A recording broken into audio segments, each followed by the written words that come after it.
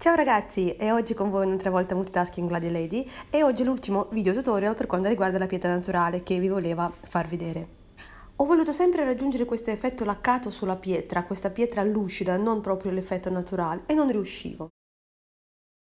Ho provato, riprovato vari prodotti in commercio che promettevano, come questo per esempio, effetto bagnato della pietra, ti proteggevano, ti facevano diventare antimacchia, ma non riuscivo a raggiungere l'effetto desiderato. Questo per esempio, 3 mani della pittura di vernice che vi ho fatto vedere, ma l'effetto che volevo, lucido, non riuscivo ad averlo. Questo non è un video commerciale dove io vendo prodotti o promuovo qualche altra cosa, no. E questa è semplicemente la mia condivisione della mia esperienza che io ho raggiunto nel tempo.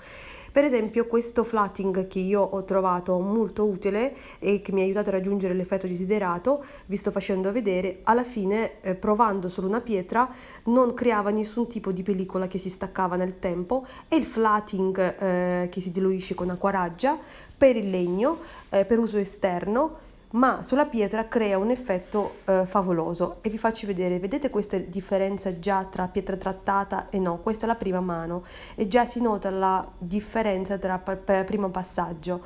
Anche le fughe tra le pietre diventano come se fosse pellicolate, quindi facile da manutenzione se ci sono le macchie a passarli con straccio, come se fosse veramente diventa laccato. Io passo 2 volte, quindi 2 mani, non 3 come con gli altri prodotti, e non riuscivo a raggiungere il desiderato l'effetto, e il risultato veramente mi è soddisfatto, e vi posso assicurare che non si stacca, non diventa una pellicola che con il tempo si stacca o cade, e pietra rimane così come vedete.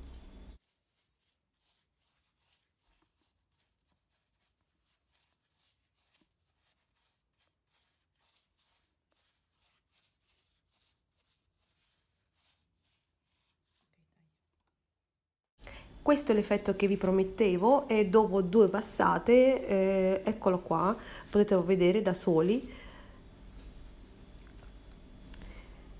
Molto pratico nella manutenzione e pulizia.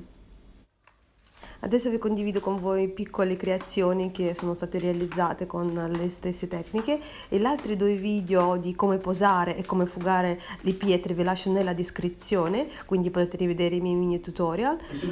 Queste tutte le superfici sono trattati come vi ho fatto vedere. Ovviamente il mio consiglio è di non usare qualsiasi flatting, ma fare prima la prova sulla singola pietra, perché vi assicuro, mediante le prove, alcuni flatting creavano per il legno, creavano la pellicola, quindi con asciugatura si staccavano, quindi creavano una reazione, e provando invece sulla pietra singola vi assicurate questo risultato. Se volete usare la stessa marca basta che leggete e vi vedete nel video. E se questo breve tutorial vi è stato utile, iscrivetevi al nostro canale e seguiteci sul Facebook Passione per Creare.